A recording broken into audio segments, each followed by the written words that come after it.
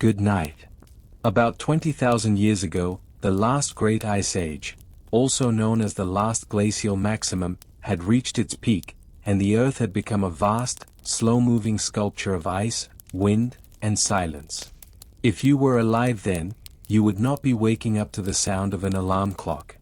You'd be waking up because the cold had found its way through the last layer of fur wrapped around your feet. Because your fire was down to embers. Because the noise outside didn't sound like the wind this time, it sounded like something bigger. Hungrier. Most of Europe, much of North America, and nearly all of Northern Asia were buried beneath glaciers several kilometers thick. The kind of ice that crushed mountains. That pulled the ground down with its weight and left behind vast, white emptiness. The oceans had receded. The Bering Land Bridge, a strip of frozen soil where Siberia kissed Alaska, had emerged, and people walked across it, carrying only what they could remember, what they could hunt, and what they could teach each other. They weren't called cavemen. Not really. The people of this time were many things: Homo sapiens, Neanderthals, Denisovans, and depending on where you were, you might be crouched beside mammoth bone shelters on the open plains, or tucked inside a wind-beaten cave covered in red pigment handprints. But one thing united them all: the simple, impossible task of staying alive when the Earth had made it perfectly clear it didn't want them to.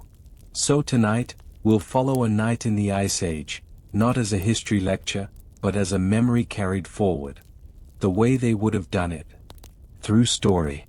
Through quiet. Through survival. If you're listening in bed with tired eyes and an overthinking brain, you're in the right place. Let this story carry you.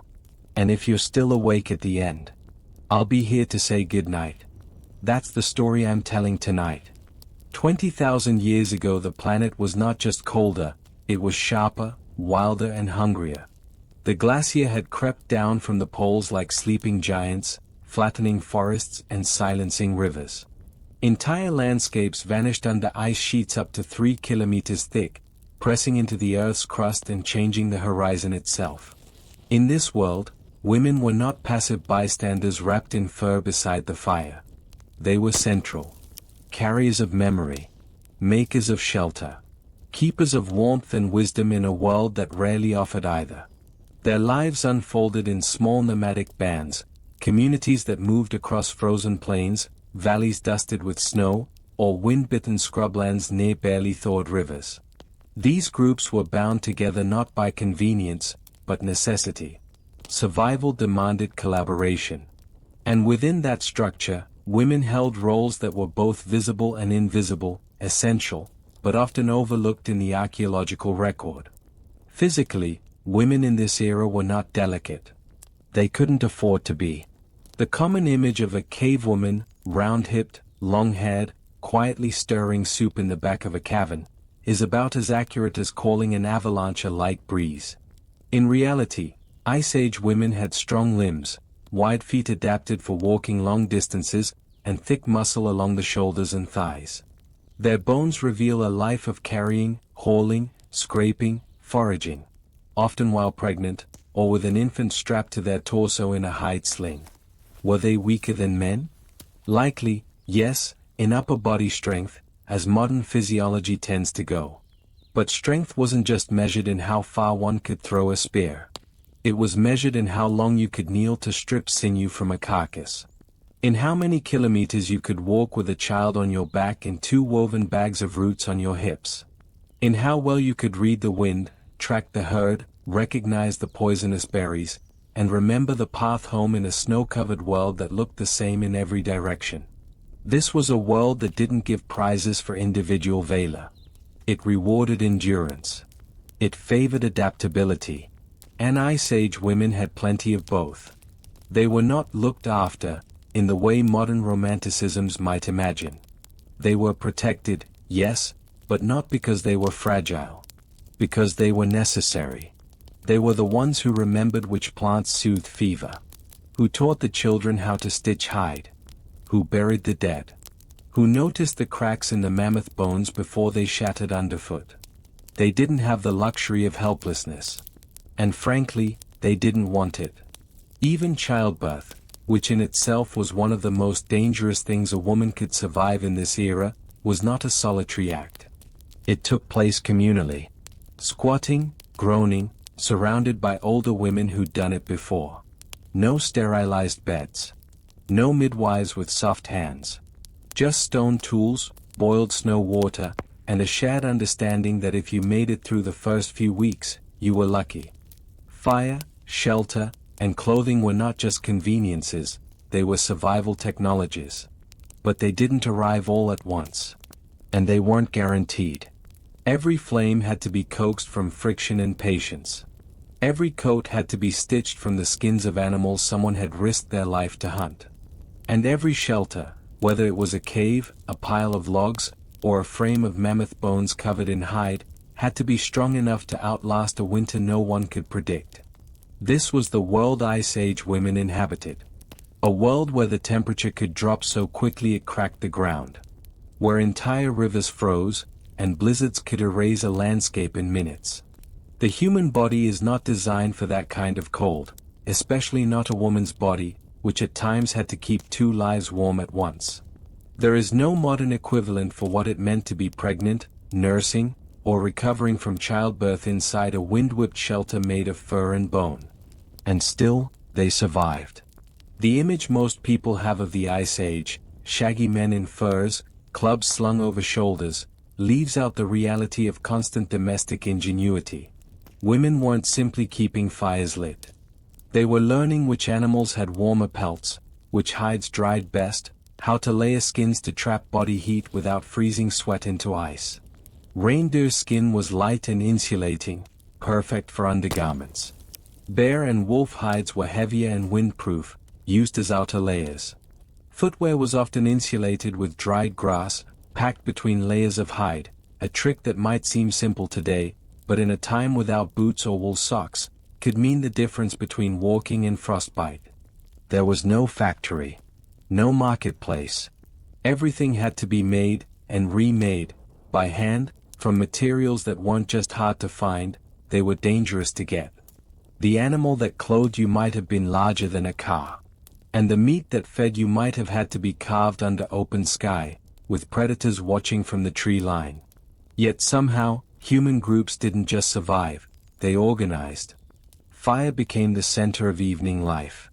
Around it, women tended food, sewed hides, told stories. These weren't just rituals of comfort. They were tools of cohesion. A way to remember what worked, and pass it on. When you understand this, it becomes impossible to dismiss Ice Age women as background figures in a man's world. They were engineers, inventors, survivalists, and teachers. They weren't working behind the scenes, they were the reason the scene existed at all. And the shelters they helped build, whether dug into the snow, made from wood and hide, or lashed together with mammoth ribs, weren't just structures. They were lessons in planning, adaptation, and emotional endurance. Places where survival wasn't always guaranteed, but was made just a little more likely because someone, often a woman, had thought ahead. The first thing to understand is that food wasn't just scarce during the Ice Age, it was seasonal, unpredictable, and always at risk of disappearing. Summers were brief. Winters were long. And hunting was a gamble that required timing, coordination, and often, immense luck. Yes, men likely carried out the majority of large game hunts, but once the mammoth was down, that was only the beginning of the work. Women did the part no one romanticizes: the butchering, the drying, the smoking, the storing, and, perhaps most importantly, the planning. Because you couldn't just eat whatever you killed. Not if you wanted to survive the next blizzard. You had to decide what would spoil first. What needed preserving. What fat could be rendered. What tendons could be stripped into thread or rope. Which bones could become weapons. Which marrow would be needed now for children's strength. And what parts could be fermented, dried, or buried under ice for leaner times. No part of an animal was wasted, not because they were sustainable, but because they were desperate.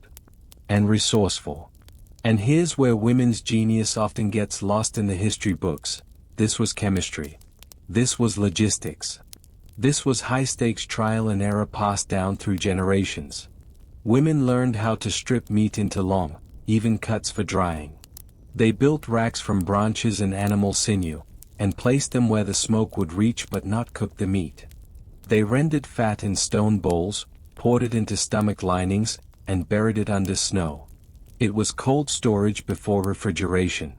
It was strategic hoarding, not out of greed, but out of absolute necessity.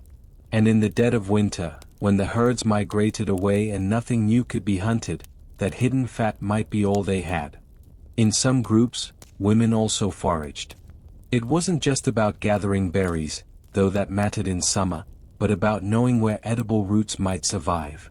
About remembering which patches of nuts could be harvested, which tubers had enough starch to be worth the digging. And how to distinguish the ones that would heal from the ones that would kill. The real test wasn't finding food. It was doing it consistently, through a climate that shifted on a whim, across terrain that could kill in minutes. And all of that while still nursing infants, teaching children, repairing tools, mending hides, and somehow, staying alive yourself. Because fat, not just protein, was survival. And women knew it. This is why brain matter was prized. Why was marrow extracted with care? Why even fermented stomach linings, unpleasant as they sound now, were considered treasures. And when food was shared, it wasn't done randomly. Women helped decide how to divide it, who got the nutrient-rich pieces, who needed the easiest cuts to chew. They fed the injured first, the elderly and the nursing. The ones who wouldn't make it through another frost unless someone else took less. It wasn't charity. It was a long-term strategy. Because if your people didn't make it through the winter, neither did you. Before we talk about clothing, tools, or shelters, we need to remember something simple. Human skin wasn't built for the Ice Age. In a world where temperatures could plummet without warning and winds could rip the breath straight from your lungs, survival required more than strength. It required insulation, and not just any kind, but layers that moved with the body, shielded from wind, and held warmth even when soaked with snow or sweat. And it was often women who made that possible. They weren't handed ready-made fabrics or pre-measured patterns. They started with the bodies of animals, some hunted, some scavenged, and transformed them, piece by piece, into garments that would stand between their families and the cold that never let up. Reindeer hides, light but dense, became inner layers. Bear and wolf pelts, with thick, protective outer fur, were saved for cloaks and outer wraps. Sinew, stripped, dried, and twisted, became thread. Bone fragments were sharpened into awls. Leather was softened through endless scraping and tanning, a process that often involved animal brains, smoke, and a great deal of stamina. There was no part of the animal they didn't use, not out of reverence, necessarily, but out of necessity. The tiniest scraps became mittens for infants, foot wraps for elders, linings for sleeping areas, pouches, pads, slings. There wasn't a concept of waste when waste meant risk. And clothing was only one piece of the work that made survival possible. Tools, too, often passed through women's hands. While men organized hunts or carved weapons, it was women who maintained the daily implements, the scrapers, blades, needles, containers. They learned which stones flaked cleanly, how to lash bone and wood with resin and cord, how to curve an edge just enough to strip hide without cutting too deep. It wasn't ceremonial. It wasn't glorified. It was practical genius repeated every single day, and passed down, silently, to daughters and granddaughters who watched and memorized every motion.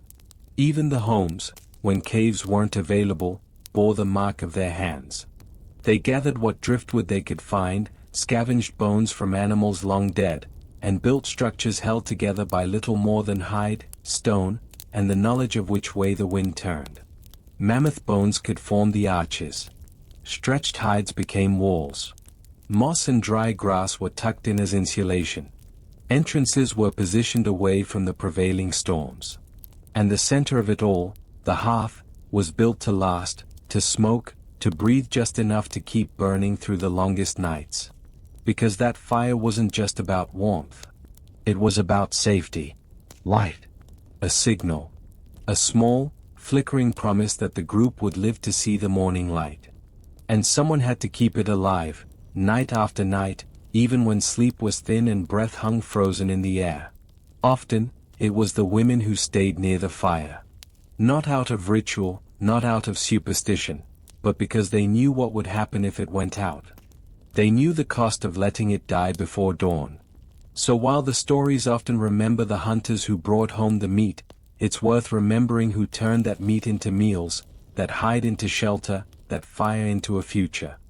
By now, it's clear that Ice Age survival demanded more than strength or clever tools. It required something softer, but just as essential. It required memory, structure, meaning. And it was women, more often than not, who became the vessels for all three. In a world without maps, without writing, without any permanent place to return to, survival meant remembering. Where the water froze later. Where berries bloomed early. Which shelter held out best against the wind. And more importantly, who knew what, and who could be trusted. This kind of knowledge wasn't passed through scrolls or stone inscriptions. It lived in stories, in demonstration, in repetition. And women, moving between generations, often held the thread. They were the ones who told children what plants to avoid, what clouds meant snow by dusk, how to bind a wound that wouldn't clot. They remembered the names of those who died and taught the songs that called animals close. They knew how to take a beast apart and how to stitch a child's shoe back together with trembling fingers in the dark. And perhaps even more remarkably, in a time where every ounce of energy had to serve survival, they found ways to create beauty. Small carved beads strung from tendon cord, patterned ochre brushed across a stone, handprints pressed into cave walls not just to say I was here, but we remember this. Across so many regions, it's women who are believed to have painted the animals that once surrounded them, not because they were bored, but because art was memory. Art was education.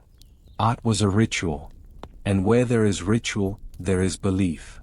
We tend to imagine Ice Age spirituality as the domain of shamans and hunters, but the archaeological record suggests something else, something more communal, more intimate. Graves from this period often contain carefully chosen items. A worn tool, a shell, a fragment of bone dyed red. These were not random. They were tokens of care, of significance. And when we find the body of a woman buried with beads, with pigments, with children beside her, we are looking at a memory preserved. A message that she mattered, not just for what she did, but for who she was to the people who lived on. And as humans began to live in tighter groups, cooperation wasn't a luxury, it was survival strategy. Food had to be shared. Wounds tended. Children raised not by individuals, but by networks. And women, often the ones who stayed closest to the fire, who knew who was hungry and who had lost hope, were central to the structure that held the group together. They were the weavers of social fabric long before weaving was literal. Childhood grew longer during the Ice Age, and elders, especially women past childbearing years, began to play an entirely new role. They became guardians of experience. Teachers of things you couldn't afford to forget. And it's in this social shift that we begin to see the outlines of what we now call culture. So no, the Ice Age wasn't ruled by brute force alone. It was held together by memory. And much of that memory lived in women's bodies, in women's stories, in women's hands, passed down not because it was sacred, but because it was useful, essential, and irreplaceable. It's easy to think of evolution as something that happens slowly and evenly, like a gradual tide. But Ice Age women lived under constant environmental pressure, and that pressure shaped not only how they lived, but who they became. Survival in glacial climates wasn't just about brute strength, it was about endurance, insulation, and balance. And despite the popular myth that only men were physically adapted for harsh environments, women's bodies often carried the very traits that gave their communities the best chance of seeing spring. In the coldest parts of the world, the ideal female body wasn't slim, slight, or delicately boned. It was wide-hipped and thick-waisted, with fat stored not for vanity but survival, subcutaneous insulation that could mean the difference between withstanding a winter or wasting away by early February. These weren't traits to be hidden. They were admired. Embodied in small carved figures with rounded hips and heavy breasts, Ice Age art didn't glorify thinness.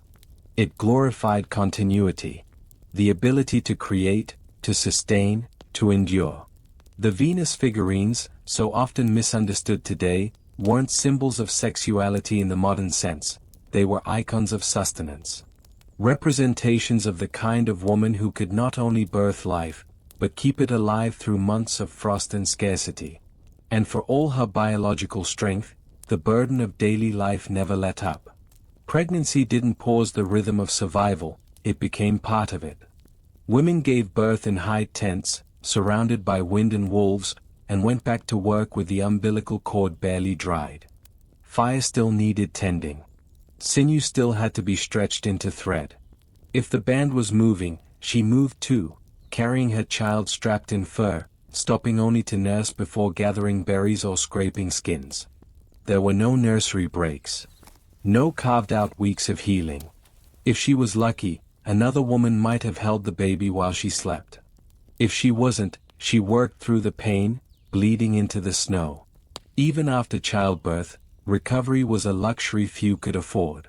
1 week she was in labor, the next she might be hauling logs or tanning reindeer hide, her newborn nestled against her chest as she worked. Food needed cooking, clothes needed stitching, and if a blizzard came, she was the one who knew how to patch the tent. There wasn't space for fragility, no room for being too tired, not because she wasn't exhausted, but because winter was always closer than it seemed. Over time, some believe that women's bodies adapted in subtle ways. Broader nasal passages to warm the frozen air. Shorter limbs to conserve heat. Metabolisms honed to support milk production even when meat was scarce. And while these adaptations weren't glamorous, they were essential, a testament to biology's quiet agreement with necessity. Emotionally, too, Ice Age women held a role that is rarely acknowledged. They weren't just mothers or gatherers. They were the emotional spine of their communities, the keepers of routine, the quiet soothers of panic, the ones who knew how to calm a baby and mend a binding and keep the group from falling apart when the wind screamed through the shelter walls. They didn't ask to carry that weight. They just did. But perhaps most powerful of all was that they did it together. Anthropologists believe that Ice Age women likely moved in clusters, sisters, mothers, daughters, elders, a network of shared knowledge and mutual protection. This wasn't a solitary woman hunched over a fire. It was a circle of women, each one carrying a piece of memory, a recipe, a warning, a lullaby. That collective wisdom wasn't just comforting, it was strategic. It kept them alive. So when you picture her, don't imagine a museum statue or a textbook sketch. Picture her real. Her body aching from days of walking across frozen ground. Her hands raw from cutting hide. Her back bent with work, her chest wrapped around an infant who won't sleep. Her face was hardened by the wind, but her mind was busy with spring preparations. She remembers the safe caves. She knows where the animals will pass. She sings the song that hushes a crying child. And she is not waiting for anyone to rescue her. She's already saved the rest. Women of the Ice Age had no written alphabets, no carved records, no scrolls to preserve what mattered. They had to remember in detail, it wasn't the luxury to reflect. Forgetting meant danger, sometimes death. And yet, their memories formed entire systems of knowledge, carried not in ink or stone, but in voice, ritual, and the patterns of their daily labor. They remembered the exact shape of a hoofprint when a herd had passed safely, and the way the air changed before the snow turned to ice. They remembered which root soothed a child's fever, which tree bark numbed the ache of an infected tooth, and which plant, almost identical in appearance, would kill in a matter of hours if harvested too soon in the season. This was not simply folklore passed around fires for comfort. This was memory as a survival strategy. They stored generations of knowledge in the tone of a story, the rhythm of a chant, the sequence of their movements when preparing a carcass or bundling a child against the cold. In the absence of tools for writing, their bodies became instruments of remembering. The way a hide was folded, the way meat was salted, the order of names called during birth rituals, all of it encoded information, tested through time and passed on with quiet precision. While men traveled, hunted, and fought the visible threats, it was the women who tracked the invisible ones. A shift in animal migration, a disease creeping through the group, the emotional unraveling of a younger woman who had already buried too many children. These things didn't announce themselves. They had to be noticed, and noticing required a kind of intelligence that was observational, contextual, and deeply empathetic. Women remembered not just what happened, but what it meant, and that difference made them indispensable. They passed these memories from mother to daughter, from aunt to niece, from friend to friend, not through ceremony, but through repetition, correction, and the unglamorous act of doing something the right way, again and again, until the reason for it became embedded in muscle and bone. The people who survived the ice were not just the strongest. They were the ones who listened when a woman explained why the fire must be banked with ash, or how to tie a bundle so it wouldn't unravel on the long walk home, or which direction to face the sleeping child so the cold didn't settle too deep into their lungs. They didn't preserve their wisdom in monuments or epic poetry. Their knowledge was quieter. It lived in habit. In the way they laid stones. In how they packed food. In how they taught their children not only to endure, but to remember, because survival, in the end, depended less on what they had, and more on what they could pass on. And when future generations told stories of how their ancestors had endured the Great Cold, it was these women, nameless, voiceless in the official record, who had made that memory possible. For a long time, almost everything we thought we knew about Ice Age women came from the margins, from what they left behind, from the tools they weren't supposed to make, from the hunting scenes they weren't expected to be part of. But that's changing. Archaeology has begun to speak more clearly, and when it does, it tells a different story. One of the most groundbreaking findings came in 2020, in the Andes Mountains of Peru. There, archaeologists uncovered the 9,000-year-old burial site of a young woman who had been buried with a full big game hunting toolkit, including stone projectile points and butchering tools. Forensic analysis showed that she wasn't symbolic. She was a hunter. And she wasn't the only one.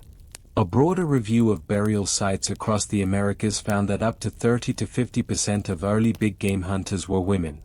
Not helpers. Not bystanders. Hunters. Equal participants in one of the most dangerous and skilled roles in Ice Age survival. That single finding overturned decades of assumptions, the kind of assumptions that had quietly framed prehistoric women as passive, domestic, and dependent. And it opened the door to reinterpret older discoveries too. Paintings in caves long believed to be the work of men are now under new scrutiny. A 2013 study led by paleoanthropologist Dean Snow examined hand stencils in Upper Paleolithic caves, those ghostly handprints left on rock walls in France and Spain. By measuring the finger ratios, the team determined that roughly 75% of those prints belong to women. So when we picture an Ice Age woman now, we might need to adjust the image. She wasn't just sewing by firelight, she was out hunting bison. She wasn't just telling stories, she was painting them on stone. And she wasn't only making clothes for survival, she was designing them for mobility, warmth, and lead protection, likely exchanging tips across clans and generations. Her role was not supplementary. It was central. Recent excavations in sites like Dolní Věstonice in the Czech Republic have even revealed clay figurines and textile impressions that suggest Ice Age women may have been innovators in early weaving techniques, long before settled agriculture. The Venus figurines found across Europe, once interpreted only as fertility symbols, are now also considered possible records of identity, belonging, or even self-representation. And notably, some of the earliest known carvings of female figures appear with detailed hair arrangements, jewelry, or clothing, quiet hints that Ice Age women saw themselves, and one another, as individuals, not just symbols. Science is still catching up, but the story is shifting. With each new excavation, each reassessed skeleton, each re-evaluated tool, we find more signs of women whose lives were active, creative, strategic, and fully embedded in the survival and evolution of early human societies.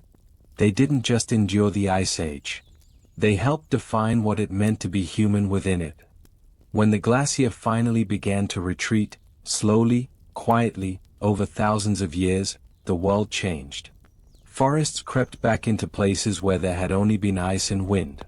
Rivers ran faster. The animals that had once ruled the tundra began to vanish, and with them, many of the hunting traditions that had defined survival for generations. But the women did not forget. Even as human groups settled, even as they stopped following mammoths and began planting crops instead, the knowledge carried through the cold didn't disappear. It adapted. The techniques for scraping hides became the basis for textile work. The fire pits that once anchored social life in a frozen plain became hearths in permanent dwellings.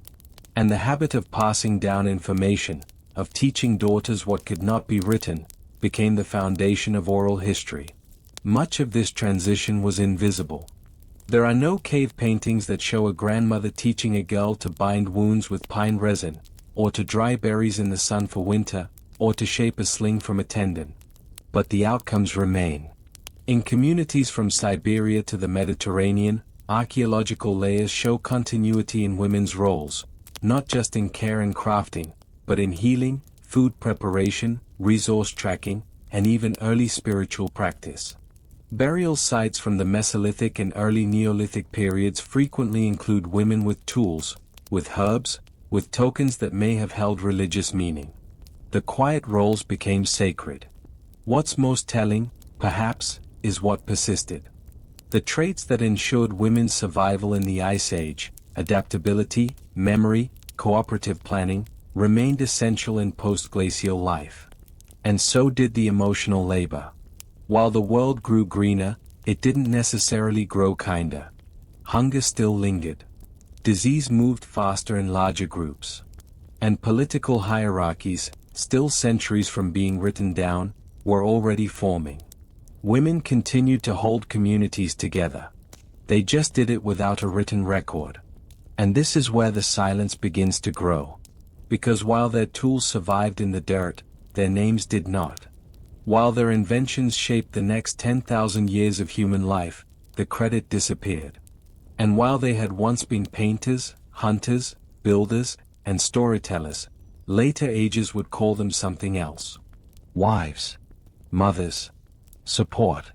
But for a time, long before kingdoms and calendars, the survival of our species depended not just on brute strength or invention, but on the women who remembered where the food was buried, who carried fire in stones, who sang maps into their daughters' heads, and who endured seasons that could freeze a river in minutes.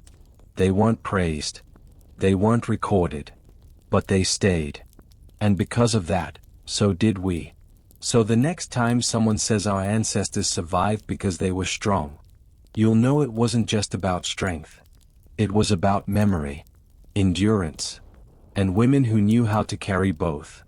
Because the truth is, we still carry it. Modern neuroscience tells us that the nervous system is shaped by generations of experience. The vigilance, the intuition, the heightened sensitivity to cold, sound, hunger, and mood.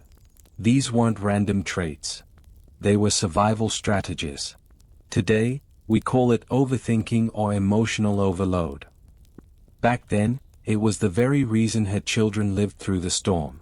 And deep in the unconscious, the archetypes remain. The firekeeper. The memory holder. The woman who sleeps lightly so others can sleep at all. If you've ever felt wired for worry, or built to hold everything together, maybe that's not a flaw. Maybe it's a memory. If you're listening in bed with tired eyes and an overthinking brain, you're not alone. Because even now, after all these millennia, we're still surviving through each other. Let this story carry you. And if you're still awake at the end, I'll be here to say goodnight. Script written by Clara Finch, because women's stories always deserve a soul.